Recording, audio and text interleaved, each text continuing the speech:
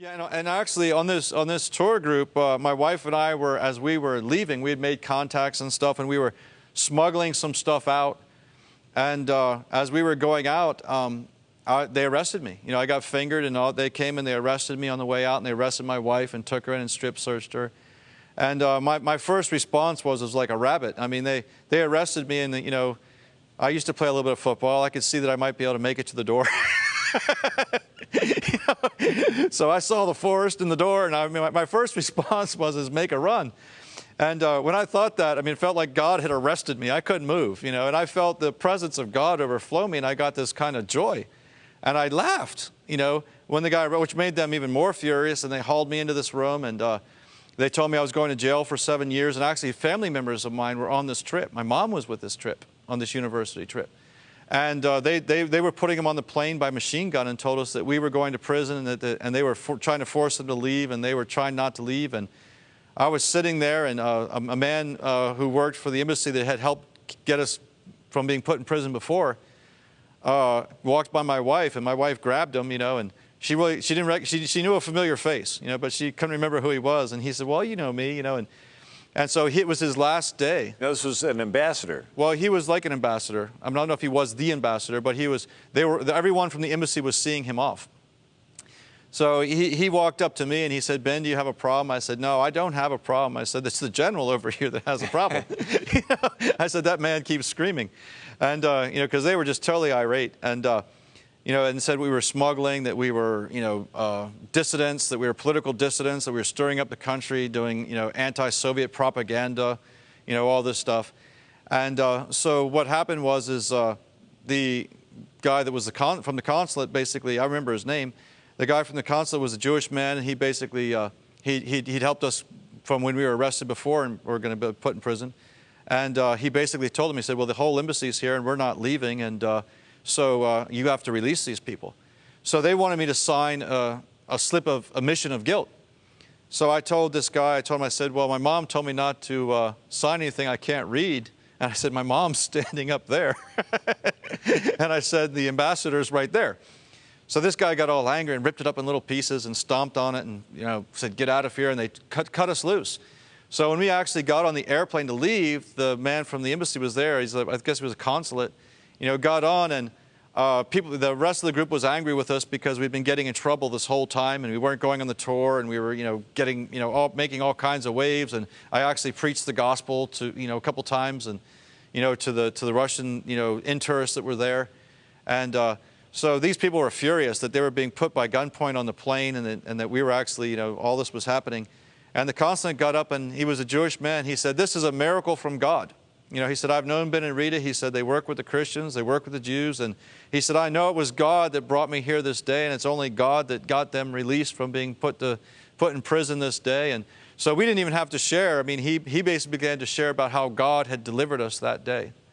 So here, you were about to be put in prison for 7 years, and while the Soviet leader was all upset and about to, the person from the U.S. consulate? The U.S. consulate. The U.S. consulate was there. In Leningrad, St. Petersburg now. In Leningrad, St. Petersburg.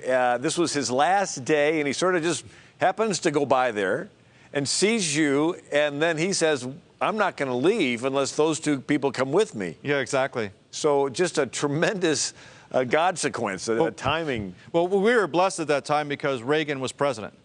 Because before, when we were arrested, he basically called the KGB that had us under arrest and told us that if you don't release these two people, I am calling Reagan right now. And so actually, they basically, we weren't under arrest, but they were confiscating our car, and they were going to put us in prison for smuggling. And they basically sent us back on a boat to Sweden, where we had come from that time. Wow, wow. Well, these are fascinating stories, and they're ones that build our faith. Now, some other pictures here. Here's one of you baptizing someone. Is that? Yeah, I don't even actually know where that is. We baptized hundreds and hundreds of people in different cities as they would give their life to the Lord. Now, here's one with some communist flags. Oh, yeah, that actually, we took that picture. That is actually a communist march in Finland of people who wanted to bring communism to Finland. And obviously we oppose that. And I love this picture. This is you and your family, you have a mustache and look quite a bit younger. Yeah. And when your family went over there. We're going to finish up with just a little bit more, and I want to thank you for taking time to be with us. And ladies and gentlemen, this is so important. America, unfortunately, is headed in a direction where there's less God and more government. And we are in a situation because of technology that the government literally can track with cell phones. They can track your emails and your credit card purchases. And there's the ability there for a greater control. We need God. We need God back in America. That's one of the reasons we put together the book, 3 Secular Reasons Why America Should Be Under God. You've been listening to Bill Federer and Ben Grace, and we'll be back in a minute.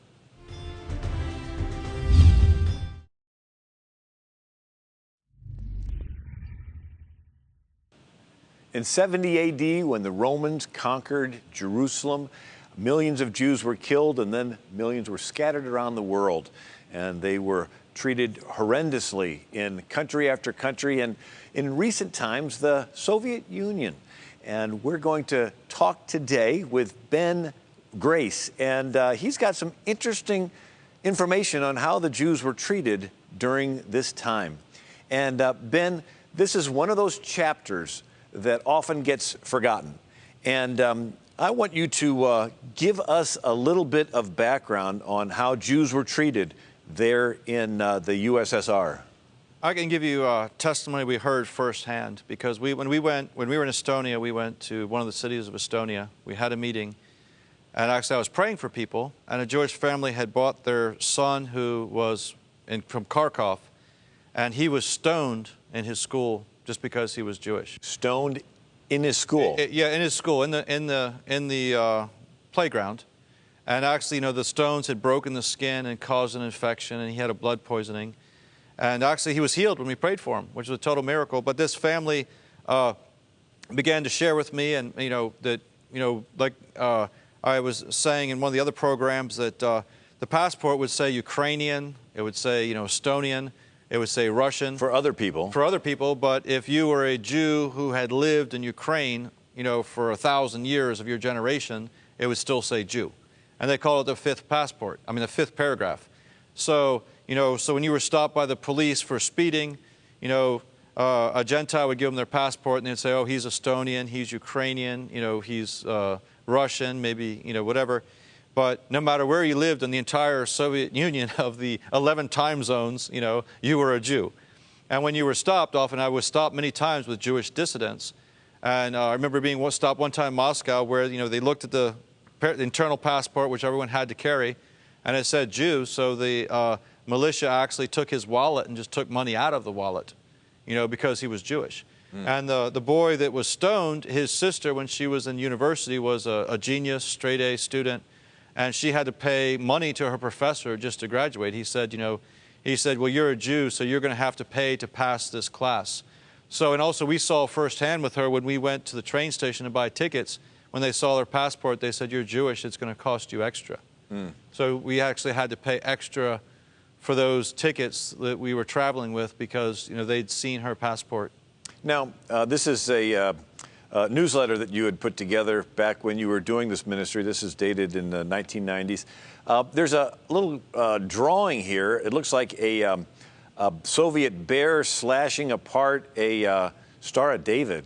Explain that. This was, I forget the name of the group, whether it was the Russian front, but when we actually, one of the trips that we came from, when the Soviet Union was still not fallen, there began to be this huge insurgence of anti-Semitism. And these groups would wear these armbands, which is like a modern-day swastika, and they plastered the town with all of these symbols. The lampposts everywhere.